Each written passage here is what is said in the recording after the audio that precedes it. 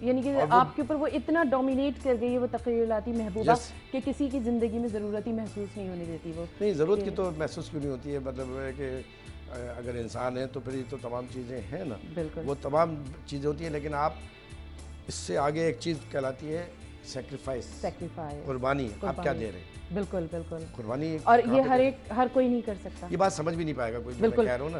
بالکل صحیح کہہ رہے ہیں. میں کافی حد تک سمجھ رہی ہوں کہ اس وقت آپ جس مقام پہ کھڑے ہیں, جس مقام پر پہنچے ہیں, اس کے پیچھے ایک مسلسل جدوجہد, ایک محنت, ایک قربانی ہے. لیکن یہ جو جگہ ہے, جس جگہ مجھے آپ بیٹھا ہوا نظر آ رہے ہیں, مجھے دیکھ رہی ہیں گزشتہ 8-10 برسوں سے, تو وہ جو تکلیف دہ حالات, ایک لامتناہی ظلم اور ستم کا, جبر کا ایک ایسا ماحول, تو ہماری عمریں اس وقت کیا تھیں, اور ہم ان حالات میں دیکھتے ہوئے چلے آ رہے ہیں, اور پھر آج بھی آپ 10 برس میں دیکھ رہی ہیں, تو یہ بھی ایک جدوجہد ہے. یہ بھی ایک جدوجہد ہے. ہمارے ساتھ ایک کالر ہیں, ان سے بات کرتے ہیں. جی السلام علیکم. وعلیکم السلام. کون صاحب ہیں ہمارے ساتھ؟ میں جناب گلزرین بات کر رہا ہوں. جی بھائی, آپ خیریت سے ہیں؟ جی, یہ رؤف صدیقی صاحب بیٹھے ہیں. میں جی بات کیجئے. اچھا, میں اب بس یہ کہوں گا کہ میں جو ہے ڈسٹرکٹ چارسدہ کی تحصیل ہے سب قدر, خیبر پختونخوا. ہاں جی جی جی جی, میں وہاں کا رہائشی ہوں. میں رؤف صدیقی صاحب کے پاس کئی دفعہ یہاں پر بھی آیا. میں ان سے اس وجہ سے بہت زیادہ متاثر ہوا. میں کراچی آنا جانا ہوتا ہے میرا, اور یہاں پر جو صورتحال تھی ان کے دوران, جب یہ منسٹر تھے, وزیر داخلہ تھے, تو با خدا اتنا امن و امان تھا, اتنا پرسکون یہ شہر تھا, آپ کچھ نہیں پوچھیں. یہ خود تھانے چلے جاتے تھے, تھانے میں جو ہے یہ معاملات دیکھتے تھے, اور میری ایک درخواست میں نے ان کو دی تھی. جب یہ تھانے آئے, انہوں نے فوری طور پر کارروائی کی. لیکن آج ایسی صورتحال ہے کہ ہم جو ہے وہ پریشان ہوتے ہیں کہ کاش کوئی رؤف صدیقی جیسا وزیر ہو. تو ہم ان سے سوال کرتے ہیں کہ آپ جیسے لوگ کیا کبھی دوبارہ ایسی سیٹوں پہ آئیں گے کہ جس سے عوام کے ڈائریکٹ معاملات حل ہوتے ہو؟ کیا ایسے امن و امان کی صورتحال کو آپ جیسے لوگ بہتر کریں گے؟ تھینک یو سو مچ گلزرین صاحب, تھینک یو سو مچ. دیکھیے ذرا لوگ کتنا یاد رکھتے ہیں, اچھا وقت لوگوں کو کتنا احساس دلاتا ہے کہ, اور یہ آپ کا کام ہی ہے جو آج دیکھیے آن ایئر انہوں نے یہ بات کی ہے. دیکھیں, ہر ایک کو کرنا چاہیے. بالکل, یہ امن و امان بنیادی طور پہ حکومتی یہ ہے. جی, جان, مال, عزت و آبرو, اسی کو بہتر بنانے کی ضرورت ہے, اور سب کو کام کرنا چاہیے. اور میں اب اس پہ کیا کہوں, یہ تو پالیسیز بنانا ایک الگ چیز ہے, گراؤنڈ کے اوپر ایک ہونا ایک الگ چیز ہے. اگر آپ گراؤنڈ کے اوپر موجود ہوں تو یہ پولیس فورس, یہی فورس جس کو ہم روزانہ براہ راست تنقید کے نشانے پہ رکھتے ہیں, میں نے یہ دیکھا اس پوری فورس کو اسی نے ڈیلیور کیا, کوئی باہر سے تو نہیں آئے. بالکل بالکل, یہی سارے آفیسرز ابھی بھی موجود ہیں بالکل, جو ڈیلیور کرتے تھے. رینجرز تھے اس زمانے میں, جنرل جاوید ضیاء صاحب اس کے ڈی جی ہوتے تھے. ڈی جی ہونے کے باوجود وہ سڑکوں کے اوپر کھڑے ہوتے تھے, تعمیراتی کام کرا رہے ہوتے تھے. کمال شاہ صاحب جیسے آفیسر ہوتے تھے, ابھی مشتاق شاہ صاحب جو تھے اس وقت بھی وہ بھی ڈی آئی جی تھے. مسئلہ یہ تھا کہ جب یہ گراؤنڈ کے اوپر ہوتے تو پھر لوگ احترام بھی کرتے ہیں, عزت بھی کرتے ہیں, اور پھر مجرموں کو سب سے بڑا خوف ہونا چاہیے. جو جرم کرنے والا ہے وہ 10 دفعہ سوچے, لیکن دوسری طرف مظلوم لوگوں کا ایکسس ہونا چاہیے کہ وہ آپ تک پہنچ جائے. اگر وہ آپ تک پہنچ جاتے تو آپ ان معاملات کو ٹھیک کر سکتے ہیں. بالکل, ورنہ لفظوں سے تو حالات کبھی بدلتے نہیں.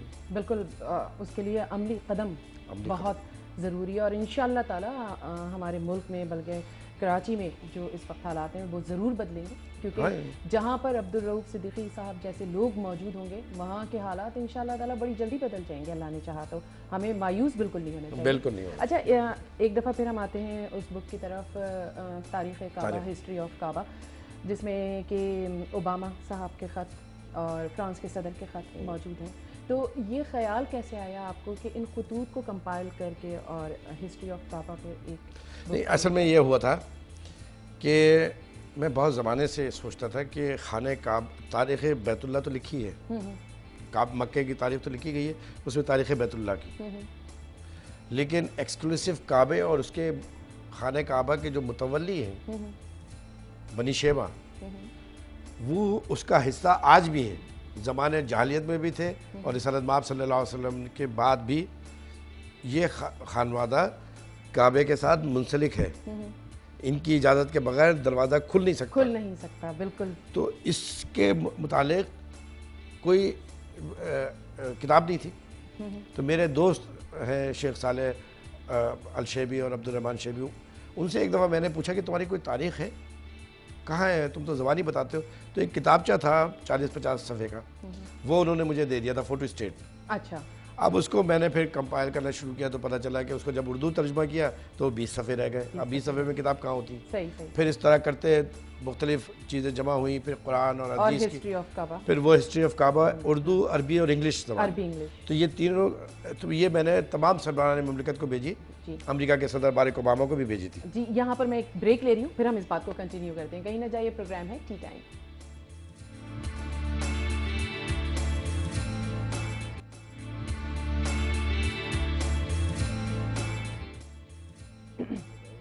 Welcome back to the show, اور بریک پہ جانے سے پہلے ہم بات کر رہے تھے ہسٹری آف کعبہ یعنی کہ تاریخ کعبہ کے حوالے سے۔ عبدالرؤف صدیقی کی بہت ہی زبردست یہ بک ہے، جس کے اندر انہوں نے جو تفصیلات ابھی آپ نے سنی کہ کعبہ کی ہسٹری تو سب نے لکھی ہے، لیکن ان کے متولی کے بارے میں کسی نے نہیں، اس سبجیکٹ پہ نہیں لکھا۔ تو یہ ہوا کہ میں نے یہ خطوط جب روانہ کیے اور کتاب بھیجی میں نے، تو میرا مشن تھا تبلیغ کرنا، جو ان کو کتاب بھیجنے کا مقصد تھا۔ ان کے خطوط سے یہ کتاب امپورٹنٹ نہیں ہے، اس کتاب کی وجہ سے ان کے خطوط کی اہمیت بڑی ہے، باراک اوباما یا کوزی کی۔ انہوں نے جب مجھے وہ کتاب پڑھنے کے بعد خطوط لکھے تو میرے ذہن میں ایک بات آئے کہ اگلے 20 سال بعد، 50 سال کے بعد امریکہ میں اور فرانس میں اور دیگر جگہوں کے اوپر کوئی کتاب کو شائع کرنا چاہے گا تو شاید وہاں پر پرمیشن نہیں ملے، تو میں نے یہ خطوط اس کتاب کا ایک حصہ بنا دیا تاکہ 50 سال کے بعد جب پابندی ہو، فرض کیجئے کہ جی آپ کوئی اسلامی لٹریچر نہیں چھاپ سکتے اور یہ کتاب نہیں چھاپ سکتے، تو ان کے ملک کے صدور کے خطوط اس کے اندر لگے ہوئے ہوں۔ اس حکمت کے تحت میں نے اس کا حصہ بنایا۔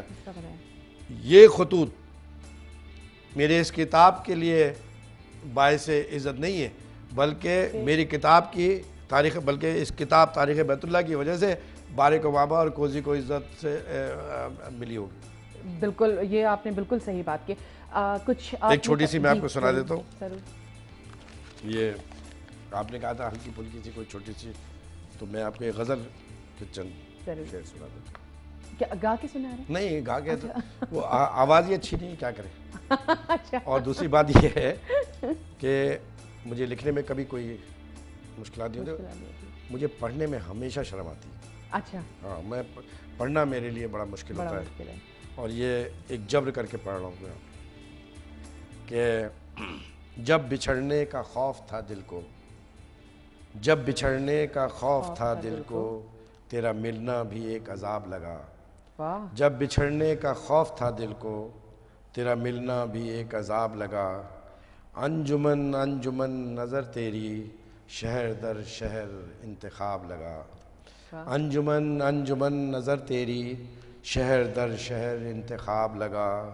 اور حسن رخسار کے تناسب سے، حسن رخسار کے تناسب سے اپنے دل میں بھی کچھ گلاب لگا۔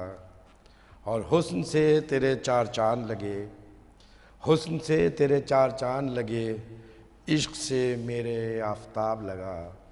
اور جاتے جاتے اے زندگی تیرا، یہ شعر ذرا غور سے سنیے گا کہ جاتے جاتے اے زندگی تیرا، جاتے جاتے اے زندگی تیرا، مسکرانا بھی انقلاب لگا۔ واہ، جاتے جاتے اے زندگی تیرا، مسکرانا بھی انقلاب لگا۔